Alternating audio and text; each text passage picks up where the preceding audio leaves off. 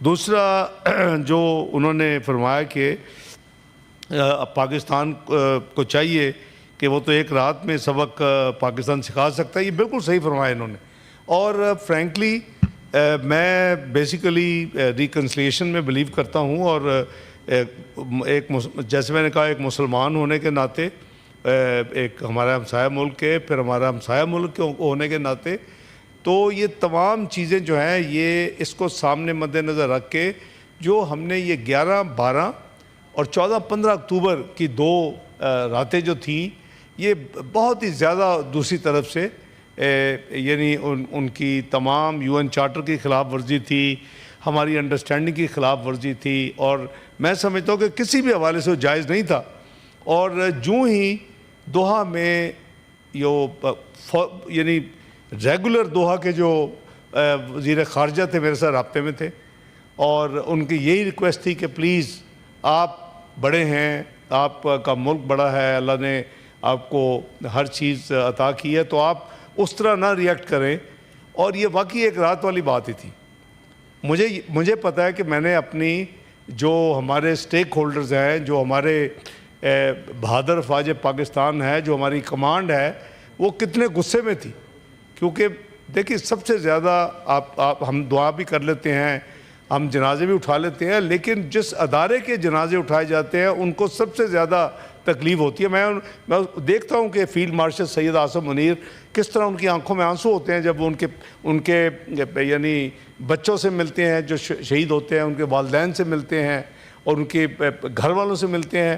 تو یہ میں سمجھتا ہوں کہ وہ ہم فیلنگ کو ایکسپریس بھی نہیں کر سکتے کہ وہ کیا فیلنگ ہوتی ہے. تو یہی وجہ تھی، اور وہ واقعی تیار تھے، ایک رات والی بات ہی تھی. لیکن ایک پھر وہی کہ اللہ تعالیٰ اس میں ہمیں ان کو توفیق دے کہ وہ اپنی ذمہ داری ادا کریں.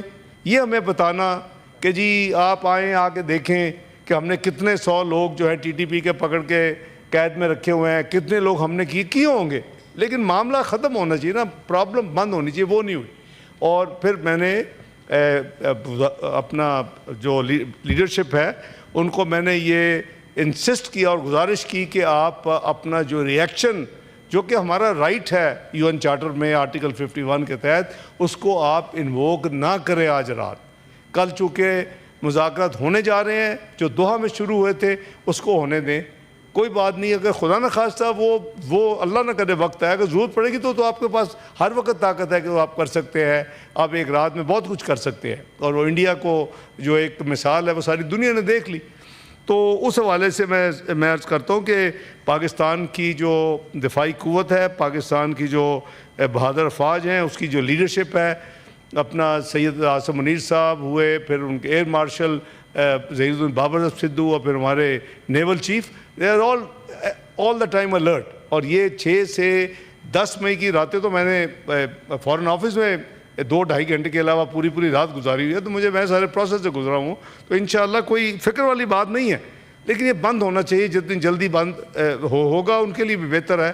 دیکھیں نا، آج ان کی پیرشیبل گڈ جو ہیں، جو ان کے فروٹس ہیں، جو ان کے کھانے کی اشیاء ہیں، وہ بارڈرز بند ہونے سے کی وجہ سے ان کو زیادہ نقصان ہو رہا ہے. لیکن پھر وہ کچھ کرے نا، اس کے لیے کچھ کرے. ہم نے تو جو کچھ وعدے کیے تھے کیے. مجھے وزیر اعظم خود نے، جب میں جولائی میں گیا تو انہوں نے کہا جی کہ آپ نے جو کچھ کہا جا کے کیا، یہ ہمارے لیے بہت ہی تسلی کی بات ہے، اطمینان کی بات. اور اس کا نتیجے میں ہم نے جو 2.5 سال سے لگے ہوئے تھے کہ ازبکستان اور پاکستان ریلوے لنک کے ذریعے پلان ہو جائے، ریلوے لنک سے رابطہ ہمارا ہو جائے افغانستان کے ذریعے، وہ اس دن اس کا نتیجہ تھا کہ فیصلہ ہو گیا. جہاں تک کچھ نعمان وزیر صاحب چلے گئے ہیں، انہوں نے یہ بات صحیح ہے کہ یہ 35-40 سال کا خمیازہ بھگت رہے ہیں، یہ بات صحیح ہے، یہ ون آف نہیں ہے. لیکن جب بھی ہم اس کو ٹھیک کرتے ہیں پھر وہ جو ریورس نہیں ہونا چاہیے. میری جو ایمفیسس تھا کہ ٹھیک ہے وہ 35-40 سال سے شروع ہوا ہے، اور یہ کرتے ہم یہاں پہنچے ہیں. یہاں نہ ڈرگ کلچر تھا، نہ یہاں کلاشنکوف کلچر تھا، نہ یہاں جو ہم دیکھ رہے ہیں جو پرابلمز وہ تھیں. لیکن یہ ساری کی ساری جو کولڈ وار ہے، اور جو ہم حصہ بن گئے کہ جب وہ ایک تھریٹ ہوا کہ یا آپ ہمارے ساتھ ہیں یا آپ پھر ہمارے ساتھ نہیں ہیں، پھر ہم آپ کو سٹون ایج میں لے جائیں گے. وہ ہم نے سب کو سب چیزوں کا معلوم ہے. تو وہ میں یعنی ان کی اصولی بات پہ اتفاق کرتا ہوں، لیکن جو میجر ریورشل ہوئی ہے یعنی سیٹلمنٹ اور چیزوں کو کنٹرول میں لانے کے بعد 2017-18 کے بعد، وہ ہماری وہی مسٹیک ہے جس کا میں نے عرض کیا ہے کہ ہم نے اپنے آپ کو ٹوٹل فری کر دیا مینٹلی.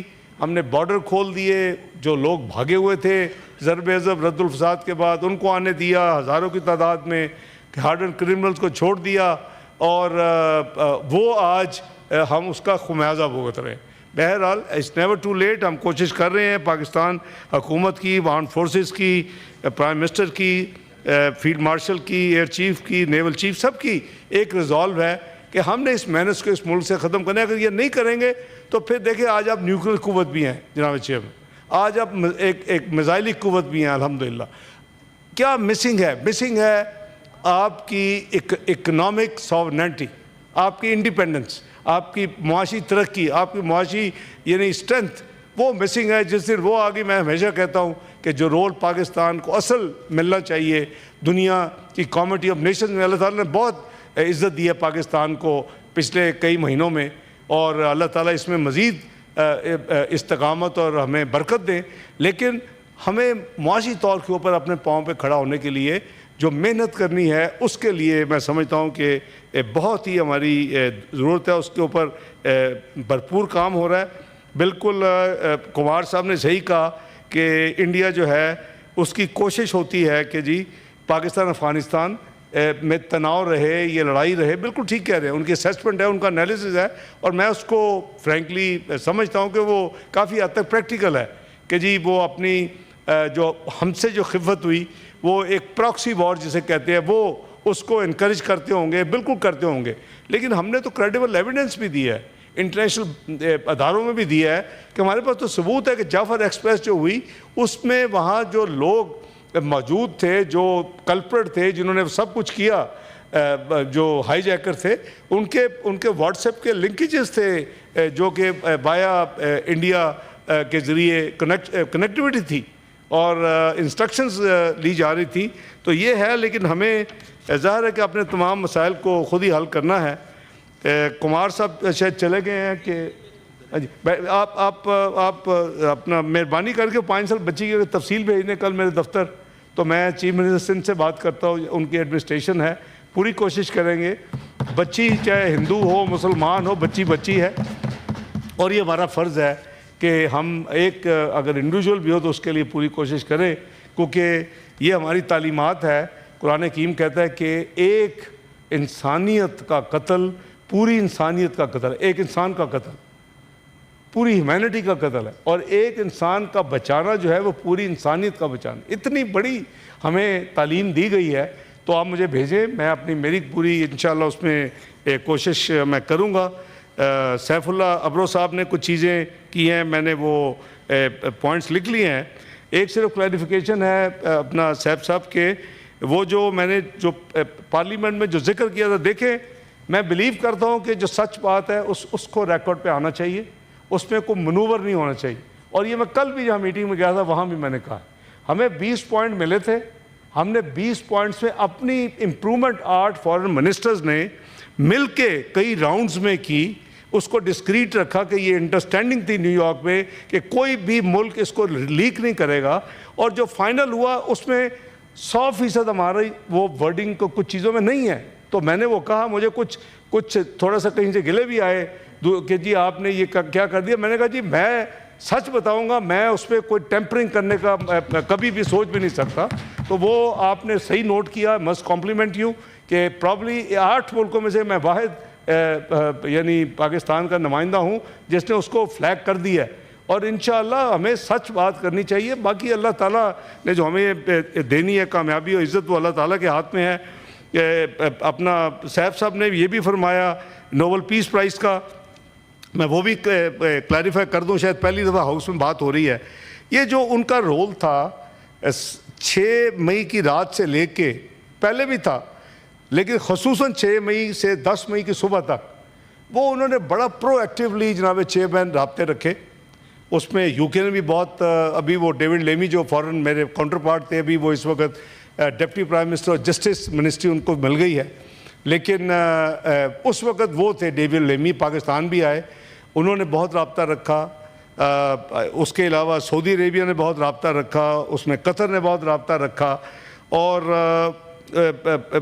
مور اور لیس میں کہوں گا کہ جن ممالک نے ہمارے ساتھ پرو ایکٹیولی، میں نے قریباً 6 مئی کی رات تک 29 دفعہ کال کی مختلف کیپٹلز میں، اور پاکستان کی پوزیشن ایکسپلین کی کہ ہم نے ان کو کہا کہ انٹرنیشنل انویسٹیگیشن کروا لیں، ہم تیار ہیں۔ پرائم منسٹر نے کاکول میں اپنی پبلک سپیچ میں وہاں خطاب کیا چیف گیسٹ کے طور پہ، لیکن وہ ہمارے اگر ہاتھ صاف نہ ہوتے تو ہم کبھی بھی آفر نہیں کرتے، اور انہوں نے اس کو ایکسیپٹ نہیں کیا۔ پہلے راؤنڈ میں نے سب کو یہ باور کروایا کہ یہ ایک پولیٹیکل ایک گمک ہے، اور یہ 5 اگست 2019 طرح کا پلوامہ جیسا گمک نہ ہو کہ اس وقت انہوں نے اپنا ایک نیریٹو بنا لیا دنیا میں، اس کے بعد کیپٹل جو دنیا میں دارالخلافے تھے ان کو کنونس کر لیا، اور پھر اس کا آنن فانن جو اصل جو اس کا آبجیکٹو تھا کہ کشمیر کو ہڑپ کرنے کا اعلان کر دیا، آئین سے نکال دیا آرٹیکل 370، اور کہہ دیا کہ جی یہ یونین ٹیریٹری کے یہ حصہ ہے جموں اینڈ کشمیر۔ تو بات یہ ہے